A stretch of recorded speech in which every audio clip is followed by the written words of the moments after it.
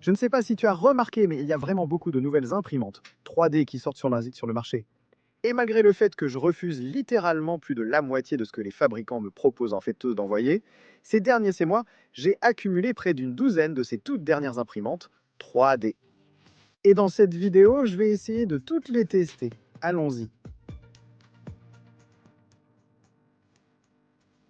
Alors, très rapidement, avant qu'on plonge dans la vidéo, je veux faire un petit commentaire sur le format et évacuer les questions d'éthique, parce que c'est important.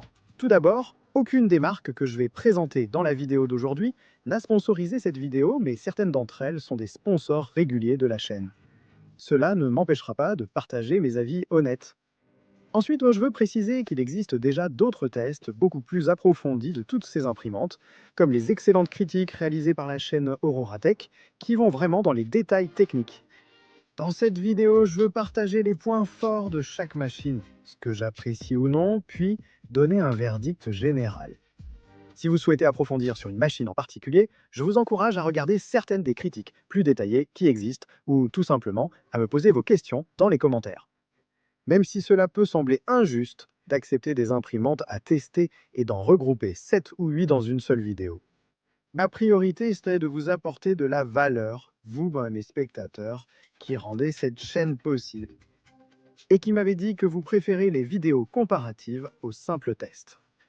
Sans compter que si je testais individuellement chaque imprimante, ma chaîne ne proposerait que des tests pendant 3 mois ou plus.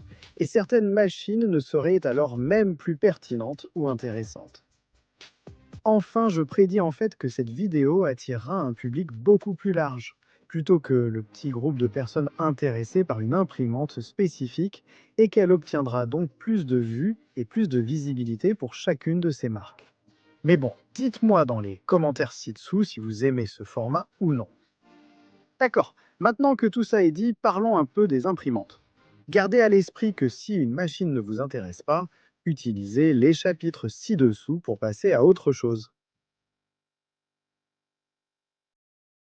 Commençons par une machine qui a été entourée de controverses après que les découvertes du youtubeur Clo42 ont poussé Shidi à retirer toute leur nouvelle gamme d'imprimantes Clipper du marché. Heureusement, ils ont pris ces remarques à cœur, car l'appareil que j'ai reçu ne présentait pas ce problème, même s'il n'était pas parfait comme vous le verrez.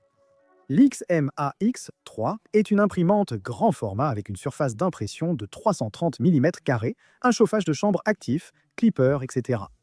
Et laissez-moi vous dire tout de suite, cette machine est phénoménale. Il y a beaucoup de choses à aimer chez la Shidi XMAX3. Elle utilise une version complète de Clipper avec une interface tactile très simple à utiliser. Ensuite, le grand volume d'impression est un atout par rapport à la plupart des autres clones de Bambu Lab, comme la Creality Kaon. Troisièmement, la qualité d'impression, en PLA, ABS ou matériaux exotiques, est l'une des meilleures que j'ai vues. Cette machine imprime un Benchy en 16 minutes, avec une qualité comparable à celle obtenue en 1h40 sur une Prusa Mark III S+. C'est vraiment aussi bon que ça. Le nivellement du plateau est très efficace. La tête d'impression, qui, pour être honnête, est fortement inspirée par Bambu Lab, offre une excellente fluidité. Et l'imprimante est très bien pensée en termes d'ergonomie et d'utilisation, avec des éléments comme des poignées et un couvercle facile à utiliser juste au-dessus. Cet appareil, dès sa sortie de la boîte, produit de façon fiable des impressions phénoménales avec n'importe quel matériau que vous lui donnez. Et il est rapidement devenu l'une des imprimantes que je lance puis j'oublie pendant qu'elle réalise de superbes impressions tout au long du week-end. Cela dit, plus j'utilisais la XMAX3, plus je découvrais de petites contrariétés qui gâchaient vraiment l'expérience. Tout d'abord, pour changer la tête d'impression, ce que vous devrez faire si vous voulez imprimer avec des matériaux abrasifs, il faut pratiquement démonter toute la tête d'outil, y compris le capot arrière, un processus qui prend 20 minutes ou plus, même si l'imprimante n'est pas rangée sur une étagère. J'ai rapidement fini par simplement changer les buses, qui heureusement sont des buses de Volcano 6, légèrement plus courtes, au lieu de remplacer toute la tête d'impression. Deuxièmement, même si la machine utilise une version open source de Clipper, vous ne pouvez pas la mettre à jour ou la modifier sans risquer de l'endommager. J'ai fait l'erreur de simplement mettre à jour l'imprimante vers les dernières versions de Clipper et Moonraker pour découvrir ensuite que j'avais complètement bloqué la machine. Et lorsque j'ai contacté le support pour savoir comment je pouvais simplement revenir à l'ancienne version du logiciel et la réinstaller. Ils m'ont informé qu'ils devraient en fait m'envoyer une toute nouvelle eMMC, car il n'y avait aucun moyen pour moi de revenir en arrière moi-même. C'est complètement fou, et même si j'adore vraiment l'interface à écran tactile et les améliorations de facilité d'utilisation que Shidi a apportées à Clipper, pour moi, rien ne vaut la possibilité de mettre à jour l'imprimante moi-même. Par exemple, si je veux installer des choses comme Octo Everywhere ou simplement passer à Mainsail pour répondre à mes propres besoins. De plus, j'aurais vraiment apprécié que Shidi inclue une caméra. Je comprends que ce soit difficile sur une imprimante avec chambre chauffée, mais pour 1000 $ et un grand volume d'impression pouvant durer des jours, je m'attendrai à pouvoir surveiller mes impressions comme sur ma Bambu Lab X1 Carbon. Enfin, il y a le design. La Shidi X-Max 3 n'est pas une imprimante LED, mais elle ne gagne certainement aucun prix lorsqu'on la place à côté de la Creality Kaon ou la Bambu Lab X1 Carbon. Le boîtier paraît trop grand, et l'usage de plastique plutôt que de verre ou d'aluminium donne à la machine un aspect et un ressenti bon marché. Dans l'ensemble, je donne un grand coup de chapeau à la Shidi XM-AX3 parce que si Shidi est prêt à simplement changer le logiciel ou à fournir régulièrement des mises à jour de leur propre version modifiée qui permet aux utilisateurs de prendre un peu plus de contrôle, je pense que cette imprimante sera un énorme succès. Si vous faites partie des nombreuses personnes qui attendent une version plus grande de la X1 Carbon, eh bien, n'attendez plus, car cette machine coche toutes les cases. Avec une webcam à 29 $ et Octo Everywhere, il ne vous faudra presque rien d'autre. Non, vous n'avez pas accidentellement changé pour la chaîne d'Ivan Miranda. Vous découvrez simplement le Combro T5 Non, je ne vais pas encore déplacer ce truc pour enregistrer sur mon plateau principal. Il est plus lourd que moi. Avec un volume de 500 mm3, cette machine surpasse des imprimantes 3D comme l'Anycubic Cobra Max et l'Elegoo Neptune 3 Max. Est-elle vraiment bonne? D'abord, même si c'est une imprimante à plateau mobile, ça bouge. Elle réussit grâce à un châssis très rigide doté de supports métalliques remplis de sable et à l'utilisation de clippers avec compensation des vibrations. En somme, même si le plateau est plus lourd qu'une blague sur ta maman, cette machine imprime un Benchy en 25 minutes avec une qualité remarquable.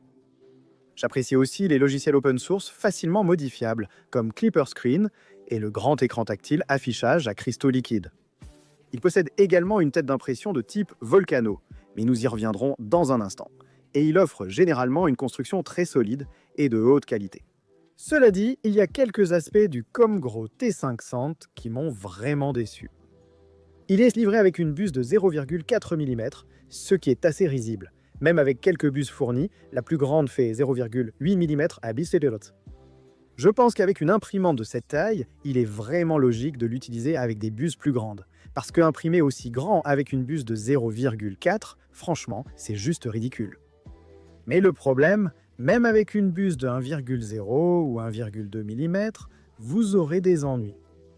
D'abord, l'imprimante utilise une buse Volcano de forme étrange plutôt que les buses V6 standard que je connais, et le carter de la tête d'impression est tellement proche de la surface d'impression que si vous utilisez une buse un peu plus courte, votre tête d'impression va frotter en permanence contre les impressions.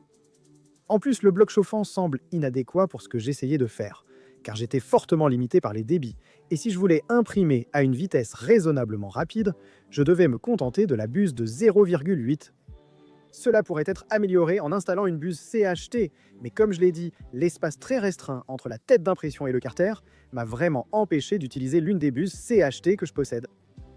Quand j'ai parlé à Combro, ils m'ont dit qu'ils travaillaient encore sur le réglage de l'avance de pression pour les buses de 1,2 mm, ce qui était décevant. Personnellement, je pense que si vous allez vendre une imprimante aussi grande, surtout si la caractéristique principale est l'impression rapide et de grande taille, alors vous devriez vraiment vous assurer que votre hot-end peut dépasser 22 mm3 par seconde. Pour être honnête, je n'ai pas réussi à obtenir beaucoup d'impressions réussies avec celle-ci au moment où j'écris, à part la Trickbentia que j'ai imprimée, et j'espère, cette grande poubelle. En passant plus de temps sur cette machine et en ajustant l'avance de pression, les vitesses, le nivellement du plateau et mes profils dans Orca Slicer, je pourrais obtenir d'excellents résultats d'impression. Mais comme j'ai d'autres imprimantes presque aussi grandes qui marchent parfaitement dès la sortie de la boîte sans ces soucis, je ne peux pas justifier de passer plus de temps à améliorer celle-ci. Troisièmement, pensez pas qu'il y a les boutons sur le dessus. Ne vous méprenez pas, c'est logique d'avoir un moyen de déplacer manuellement l'axe Z, mais en faisant dépasser les boutons autant, ils ont rendu une imprimante déjà impossible à caser, encore plus impossible à placer. Et honnêtement, je n'ai aucune idée d'où je vais mettre ce truc à l'avenir. Quatrièmement, détail mineur, mais ces protections de rails métalliques bon marché sont vraiment médiocres. Elles se plient et l'une d'elles est même tombée.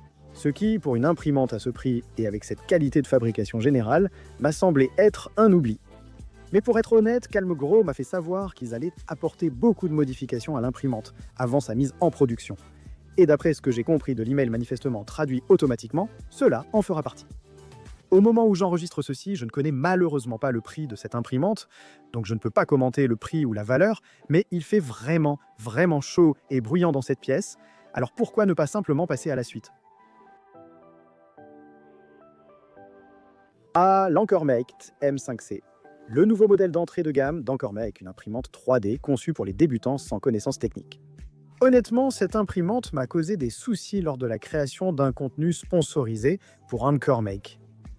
Après avoir vu d'autres avis, je pense qu'il s'agissait d'un problème mineur, comme un ventilateur de haut-end défectueux. Je vais donc juger cette imprimante comme si je n'avais pas eu de bouchage persistant, comme montré dans la vidéo sponsorisée. Pas de doute, la qualité, le design, l'ajustement et la finition de l'Anchormake M5C sont irréprochables.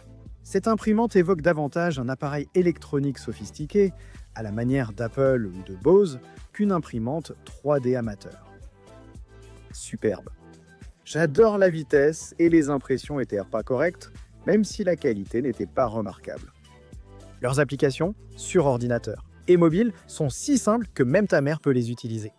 Et moi personnellement, j'apprécie vraiment quand Anchormake essaye de rendre l'impression 3D plus accessible à un plus large public.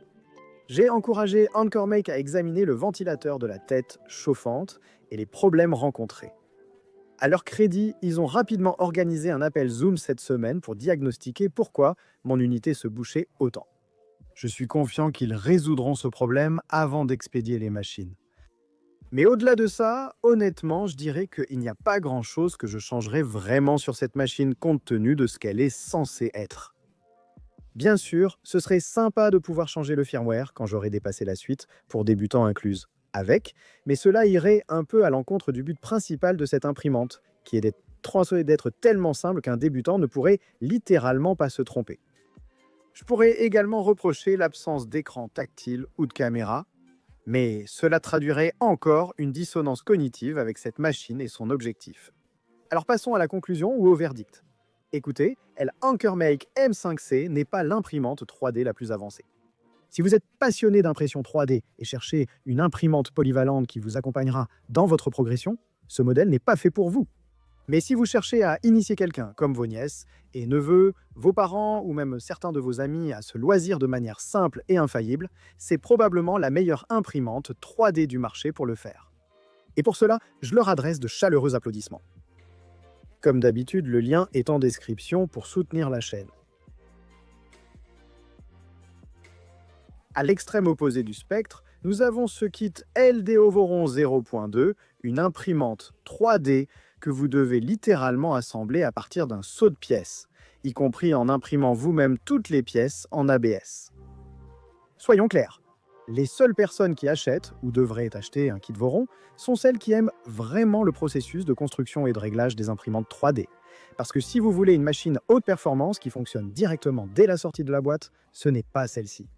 En fait, c'est à ce moment-là que je dois vraiment remercier les membres de mon Discord, Vlad et Jacques, qui m'ont aidé à assembler les 2 prochaines imprimantes lors d'un live, car je n'aurais tout simplement pas eu le temps de le faire autrement.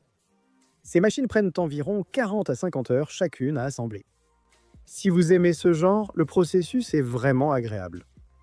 Comme vous l'avez probablement déjà entendu si vous avez regardé des vidéos sur les kits Voron, le kit LDO est la référence et la qualité non seulement des pièces elles-mêmes, mais aussi des instructions et des manuels supplémentaires est vraiment inégalée, ou du moins c'est ce que je pensais, mais j'y reviendrai dans un instant. LDO propose un kit phénoménal, vraiment excellent dans l'ensemble, et là où ils excellent vraiment, à mon avis, c'est dans l'inclusion de toutes les dernières et meilleures améliorations et modifications que vous pourriez vouloir faire.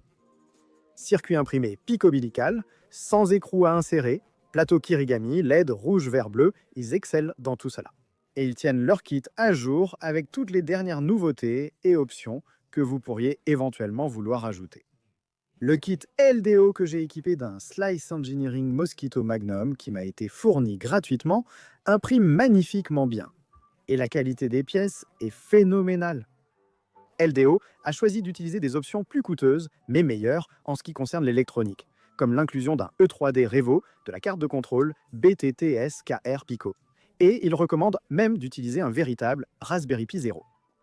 Les instructions sont excellentes, même si elles diffèrent du guide officiel Voron. Je n'ai aucune plainte à formuler concernant le kit ou l'imprimante elle-même, pour être honnête. Cela dit, moi je dois avouer qu'en construisant ce kit en même temps que la prochaine imprimante dont je vais parler, il y a eu quelques éléments qui nous ont vraiment marqués. Le choix de LDO d'emballer chaque pièce dans des sachets individuels, bien que plus pratique que l'absence d'organisation, n'est pas la meilleure façon de les retrouver lors de l'assemblage. Une boîte d'organisation étiquetée aurait vraiment été préférable. Ensuite, et c'est vraiment ma seule plainte, le prix. Ne vous méprenez pas, LDO s'est fait un nom en tant que référence pour les kits Voron, et il mérite donc de pratiquer un prix premium. Mais ce kit, vendu à 649 $ chez la plupart des revendeurs, est souvent fourni sans Raspberry Pi ni pièces imprimées. Et cela fait beaucoup d'argent, surtout si on le compare à l'imprimante suivante de notre liste. Oh, et peut-être encore une chose, et ce n'est pas un reproche envers le kit LDO lui-même, mais plutôt envers la conception globale du Voron Mini Stealth Burner. Ce truc refroidit à peine plus qu'un petit ange asthmatique soufflant dans une paille. Si vous prévoyez d'acheter le kit 0.2 pour imprimer des banques de vitesse ou de petits objets en PLA, réfléchissez-y à 2 fois car vous aurez besoin d'une quantité importante de refroidissement auxiliaire pour approcher les vitesses de quelque chose comme la Shidi X Max 3 ou la Bambu-Lab X 1 carbone, simplement à cause de la capacité de refroidissement médiocre de cette conception. Si vous voulez construire un Voron 0.2 de dernière version complet amélioré avec une documentation parfaite et un nom reconnu, ne cherchez pas plus loin que le kit LDL Motors. Je peux affirmer avec confiance que ce kit vous satisfera pleinement, et si vous manquez de temps pour bricoler, c'est la solution idéale. Cependant, si vous ne pouvez pas déjà imprimer en ABS, il faudra sans doute acheter des pièces commande numérique par ordinateur, ou imprimer, et un Raspberry Pi Zero, ce qui peut rapidement coûter cher. Les liens sont en description pour soutenir la chaîne. Certains d'entre vous ont peut-être entendu parler des kits Cyborg Voron, parce que Mandic a vraiment fait une vidéo sur le kit Voron le moins cher du marché, mais n'ayez crainte, car Cyborg a évolué et il s'attaque maintenant de manière agressive au segment du marché premium, qui a historiquement été dominé par LDO Motors. Le kit qui m'a été fourni était complet à 100%, comprenant un ensemble complet de pièces en aluminium usinées commande numérique par ordinateur, ainsi que toutes les pièces imprimées dont vous pourriez avoir besoin en ESON ABS, ainsi qu'une tête d'impression, une carte de contrôle et plus encore. Mais à quel point est-il bon? Tout d'abord, tout au long du processus d'assemblage, Jacques, Vlad et moi-même avons été tout simplement époustouflés par la qualité, non seulement des pièces usinées commande numérique par ordinateur, mais aussi des pièces imprimées en 3D et même de l'emballage et de l'organisation générale. Nous avons particulièrement apprécié la façon dont Cyborg a organisé toute la visserie dans une boîte avec un plan. Car même si cela peut sembler être un détail vraiment insignifiant, cela a permis de gagner énormément de temps lors de l'assemblage, qui était déjà un processus incroyablement long avec ces machines. De plus, l'idée ingénieuse d'utiliser des pièces usinées, commande numérique par ordinateur, que Cyborg a modifié à certains endroits pour exploiter les capacités du métal, rend cette machine plus lourde et plus rigide, et j'ai été réellement surpris de voir que l'accélération maximale de l'unité sur l'un des axes était en fait 2 fois supérieure à celle du kit LDO, même si au final l'accélération recommandée avec les bons réglages était à peu près la même. De plus, Cyborg proposait principalement une excellente documentation avec des images expliquant des éléments comme le câblage et des fichiers d'exemples directement sur leur GitHub.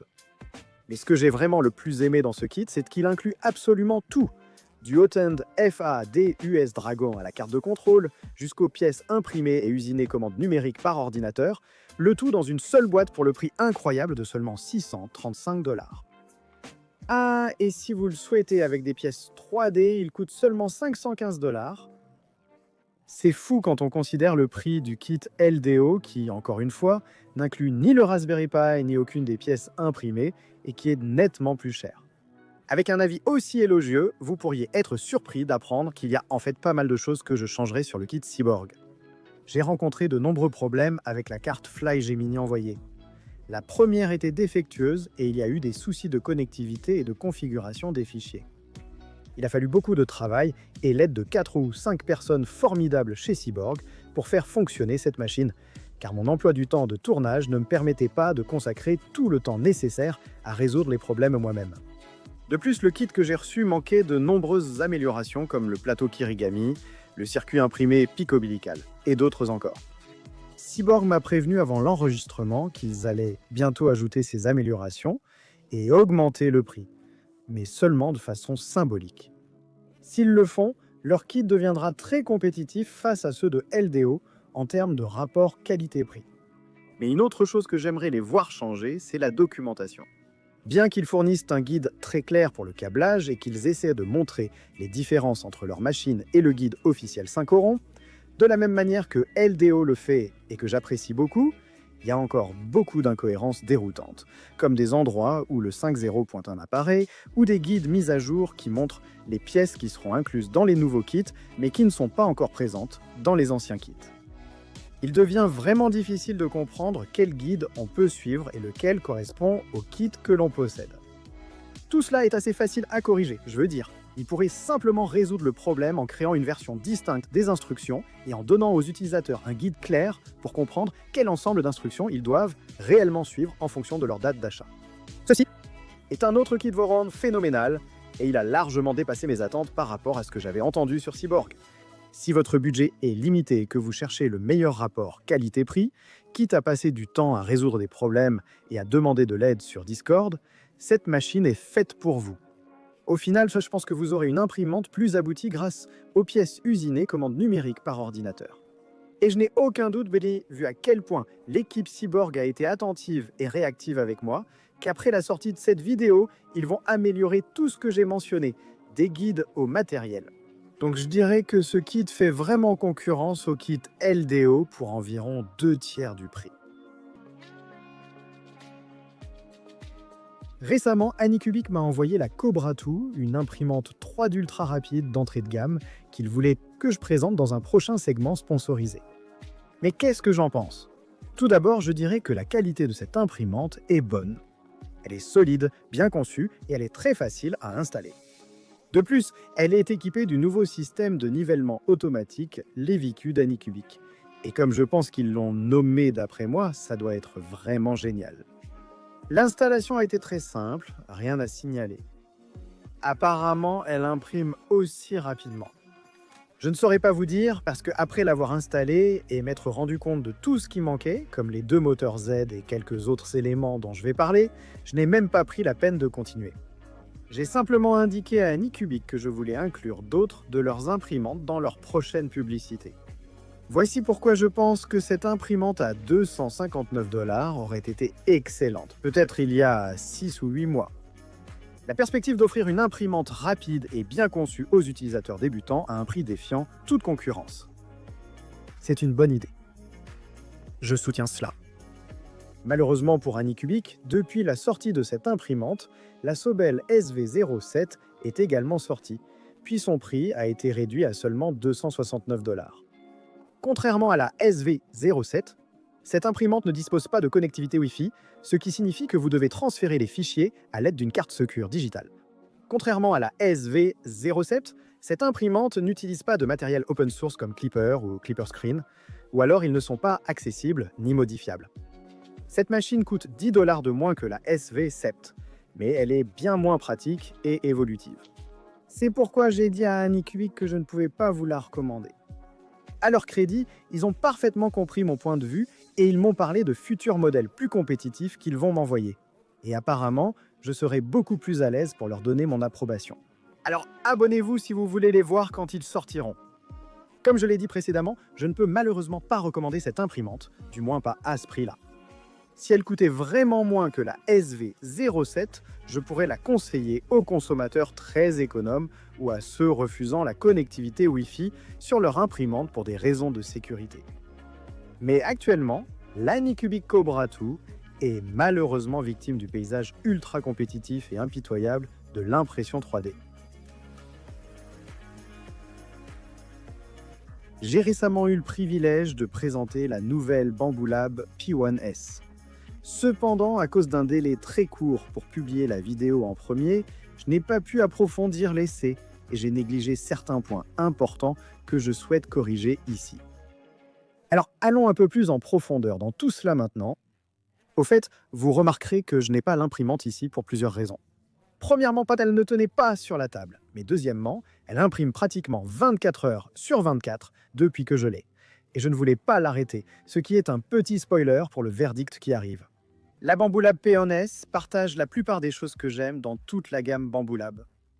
Les performances frontons qui changent l'industrie, et le logiciel facile à utiliser, l'installation instantanée, l'intégration transparente avec leur système AMS, une belle expérience sur l'application mobile, bla bla bla bla. Vous avez tout entendu. La P1S propose aussi des nouveautés que j'apprécie, surtout la plaque PEA et texturée dorée, offrant une excellente adhérence sur plus de matériaux que les plaques cool et engineering de la X1C. Je trouve aussi la finition gunmetal de la P1S plus séduisante que celle des autres modèles Bambu Lab. Pour être honnête, je ne changerai rien à la P1S parce que je comprends que les différences entre elle et la X1 Carbone que je n'aime pas doivent exister pour atteindre le prix qu'ils ont réussi à proposer. Cela dit, en comparant la P1S à mes deux X1 Carbone, certains éléments m'ont clairement manqué, ce que je n'avais pas remarqué dans ma première vidéo. D'abord, je ne vais surprendre personne en disant que je n'aime pas cet écran à boutons bruyants et que l'écran tactile magnifique me manque. Au moment de l'enregistrement, je n'avais pas remarqué que la P1S n'avait ni engrenage d'extrudeuse ni buse en acier trempé, ce qui la rend moins adaptée mais pas incompatible avec des filaments abrasifs comme le nylon chargé en fibre de carbone. De plus, la température maximale du plateau d'impression de 100 degrés Celsius signifie que vous serez un peu plus limité avec ces matériaux avancés. Je ne savais pas que la P1S moins puissante n'offrait ni détection de spaghettis, ni visualisation à distance fluide, deux fonctions qui me manquent. Même si la caméra 720cp est correcte, elle reste moins agréable en résolution et fréquence d'image pour les timelapses que la 1080p de son grand frère. Fait notable, ce qui manque à cette liste de choses qui me manquent, c'est le micro LiDAR, qui franchement ne me manque pas du tout sur la P1S. Je l'ai dit dans mon test initial, et rien de ce que j'ai découvert depuis n'a changé mon avis. Je pense que c'est probablement la meilleure imprimante polyvalente à acheter pour toute personne qui n'a pas d'argent acheté par les fenêtres. À 699 $, elle a tout ce dont vous avez besoin et elle vous permettra même de vous essayer à des filaments avancés et même à des matériaux abrasifs. Si vous imprimez du filament fibre de carbone toute la journée, prenez la X1 Carbone. Sinon, la P1S est un excellent choix. Très bien, nous sommes arrivés à la fin de notre liste. Mais je ne peux pas vous laisser partir sans parler de la toute nouvelle Sovel SVO7 Plus, la dernière sortie du sponsor de longue date Sovel. Comme vous le savez tous maintenant, j'adore vraiment la SVO7 et je n'étais pas le seul. Et donc, fidèle à la tradition de Sovel, la SVO7 Plus est une version agrandie de la SVO7 avec beaucoup de petites améliorations et mises à niveau. Mais est-elle vraiment bonne ? Comme toutes les machines Sovel que j'ai testées, installation et assemblage ont été très simples. Qualité de fabrication toujours exceptionnelle. À part un petit problème où les macros de début et de fin d'impression sont toujours mal nommés sur ces imprimantes, l'imprimante a tout simplement fonctionné. Dès la sortie de la boîte, un guide simple permet de configurer l'imprimante, de niveler le plateau et d'activer l'input shaping en quelques minutes pour de bien meilleures impressions. La taille du plateau à 300 par 300 par 400 est un excellent compromis entre la possibilité d'imprimer des objets énormes d'un côté et celle de pouvoir réellement ranger cette imprimante dans une maison de l'autre. Elle imprime aussi vite que sa petite sœur, avec une qualité équivalente pour une imprimante à plateau mobile. Ou honnêtement pour toute imprimante, peu importe le prix. Encore une fois, je félicite Sovel d'avoir conservé les versions de base non modifiées, des logiciels open source comme Klipper, Fluid et Klipper Screen, et de permettre à vous, l'utilisateur, de les modifier à votre guise sans rien casser. J'aime ces machines car Sobel ne vous impose pas son slicer, contrairement à Creality ou encore Make, et leur philosophie est de fournir le matériel compatible avec tout logiciel de votre choix. Cela peut sembler plus effrayant aux nouveaux utilisateurs que de télécharger simplement le slicer approuvé sur le site de Creality. Je pense que cela procure une meilleure expérience aux passionnés souhaitant personnaliser et améliorer l'imprimante selon leurs compétences. J'aime aussi le fait que la SV7 soit livrée avec une surface de construction supplémentaire, car l'un des rares problèmes que j'ai rencontrés avec ma SV7, c'est que la finition dorée sur le logo Sobel s'est en fait décollée après un certain temps des deux côtés de la surface. Je m'en suis plaint sur la SV7 et je vais m'en plaindre ici aussi. Je n'aime pas comment le capteur de filament est suspendu en haut de cette imprimante. Cela ne vous dérangera sûrement pas si vous n'avez pas beaucoup d'imprimantes. Mais pour moi, la première chose que je fais, c'est d'enlever le support de bobines de filament sur toutes mes imprimantes pour pouvoir en mettre plus sur mes étagères. Maintenant, c'est une solution assez simple. Je veux dire, j'aimerais vraiment que Sobel fournisse simplement un fichier stéréolithographie directement avec les fichiers de l'imprimante pour imprimer votre propre support et monter le porte-bobine ailleurs. Au lieu d'attendre, je pourrais finalement le faire moi-même et le publier sur Printable. Comme vous pouvez le deviner, je cherche vraiment des points à critiquer car cette imprimante est franchement très bonne pour le prix. Si vous cherchez une grande imprimante rapide sans vouloir investir 1000 € dans une X-Max 3, je la recommande. Et étant donné qu'elle imprime en fait tout aussi bien et tout aussi vite que la SVO Sept, je pourrais même la recommander à la place puisqu'elle sera plus polyvalente et vous permettra d'imprimer des objets plus grands. Cette imprimante est excellente, je la recommande. Consultez le lien en description pour soutenir la chaîne. J'ai une idée de vidéo sur les plus grandes impressions 3D, mais j'ignore combien d'entre vous ont des imprimantes 3D grand format. Alors dites-le moi dans les commentaires ci-dessous si c'est une vidéo que vous aimeriez voir. Voilà donc tous les derniers modèles d'imprimantes 3D que j'ai accepté de tester, avec ceux que j'aime et ceux que j'aime moins. Un grand merci à tous les fabricants présentés dans cette vidéo de m'avoir envoyé gratuitement ces imprimantes pour que je puisse les tester. Merci encore à mes soutiens sur Patreon de me soutenir sur cette plateforme. Et merci à vous tous de regarder, d'aimer et de vous abonner. J'aimerais savoir si ce format de vidéo vous a plu et si vous aimeriez que j'en fasse d'autres à l'avenir. En tout cas, je vous apprécie tous et même si c'est tout pour cette semaine, je vous retrouve tous dans la prochaine couche.